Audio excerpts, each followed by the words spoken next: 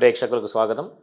మనం 2024 జూలై నెలలో ఉన్నటువంటి ద్వాదశ రాశులలో ఉన్నటువంటి ఫలితాలలో భాగంగా ఇప్పుడు మనం వృశ్చిక రాశి వారికి ఉన్నటువంటి గ్రహస్థితిలో ఉన్నటువంటి రాశి ఫలితాలు, జూలై నెలలో ఉన్నటువంటి రాశి ఫలితాలు మనం చెప్పుకుందాం. ప్రధానంగా రాశి అధిపతి అయినటువంటి కుజుడు 6వ స్థానంలో బలంగా అనుకూలమైనటువంటి స్థితిలో ఉన్నాడు. 14వ తేదీ వరకు కూడా ఇదే స్థితి ఉంటుంది. కాబట్టి ఏదైనా మంచి అంటే వీళ్ళకి కావాల్సినటువంటి పనులు మొదలు పెట్టాలి, వీళ్ళకి విశేషమైనటువంటి ఫలితాలు పొందాలి అనుకుంటే 14వ తేదీలోపు ఏదైనా నిర్ణయాలు తీసుకుంటే చేసేటటువంటి పనుల్లో మంచి ఫలితాలు పొందేటటువంటి అవకాశం ఉంటుంది. కాబట్టి 14వ తేదీ తరువాత ఉన్నటువంటి స్థితి కాస్త మధ్యమంగా ఉంటుంది ఈ రాశి యొక్క అధిపతి యొక్క స్థితి.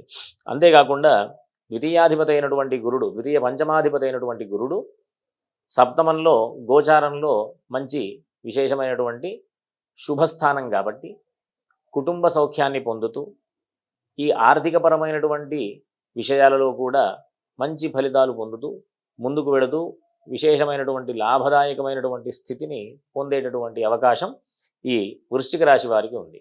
కాకపోతే ఆరోగ్య విషయంలో కాస్త జాగ్రత్తలు అవసరం.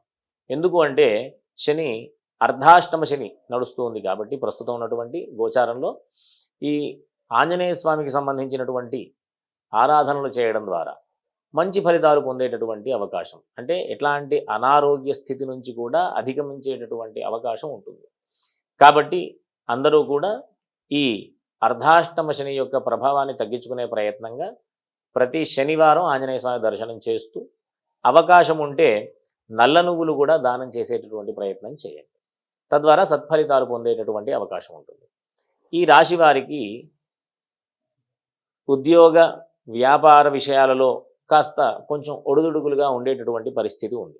ఎందుకంటే రవి అంత అనుకూలమైనటువంటి స్థితి ఈ మాసం అంతా కూడా ఉండదు. ఒకటి అష్టమ స్థానంలో, ఒకటి 9వ స్థానంలో సంచరించేటటువంటి అవకాశం.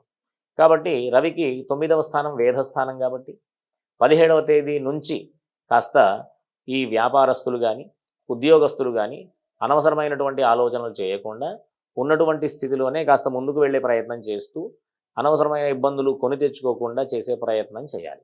ఒకవేళ ఈ రోజుల్లో విషయాన్ని అంటే ఉద్యోగ విషయంలో కానీ వ్యాపార విషయంలో కానీ ఏదైనా నిర్ణయాలు తీసుకోవలసినటువంటి అవసరం వస్తే గనక వీళ్ళందరూ కూడా చక్కగా ప్రతిరోజు కూడా సూర్యుడికి సంబంధించి ఆదిత్య హృదయ పారాయణ చేయడం ద్వారా చక్కటి ఫలితాలు పొందేటటువంటి అవకాశం ఉంటుంది.